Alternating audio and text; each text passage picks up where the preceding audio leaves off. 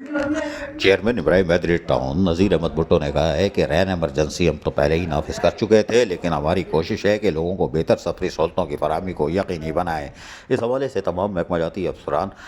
इस कामों को अमली तौर पर हरकत में रखें। अपने अफसरान और मुलाजमीन सब तैयार रहें और जारी मानसून की मौसम बेज बारिशों में लोगों को सफरी सहूलतें फराहम करने के लिए डी वाटरिंग पम्प समेत तमाम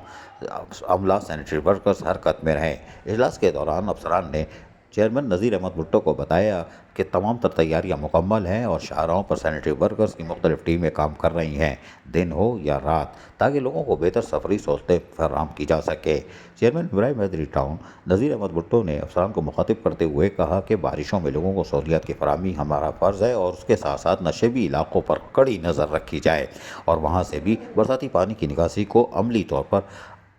यकीनी बनाया जाए कि वो साफ़ सुथरा हो, ताकि लोगों को किसी किस्म की मुश्किलात का सामना ना करना पड़े।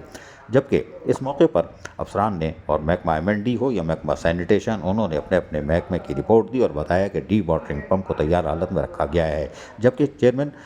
इब्राहिम हैदरी टाउन नज़ीर अहमद भुट्टो ने लगाए गए रिलीफ कैंपों का भी दौरा किया, जहां पर सैनिटरी वर्करों की टीमें तैयार खड़ी थी। इस मौके पर उनको बताया गया कि यहां पर बारिश के पानी की निकासी को यकीनी बनाने के लिए अमला हरकत में है, जबकि हमने यहां पर इमरजेंसी तौर पर तिब्बी सहूलतों की फराहमी के लिए भी चीज़ें रखा गया है। जबकि बरसाती नालों की सफाई सुथराई का काम भी तेज़ी से जारी है, ताकि बरसाती पानी को रास्ता मिल सके और वो आराम से बरसाती पानी ले सके और शाहराहों से बरसाती पानी की निकासी को अमले को यकीनी बनाने में मदद हासिल होगी। इस मौके पर इलाक़ाई मुअज़्ज़िज़ीन से बातचीत करते हुए नज़ीर अहमद भुट्टो ने कहा कि हमारी कोशिश है कि हम इब्राहिम हैदरी टाउन के लोगों को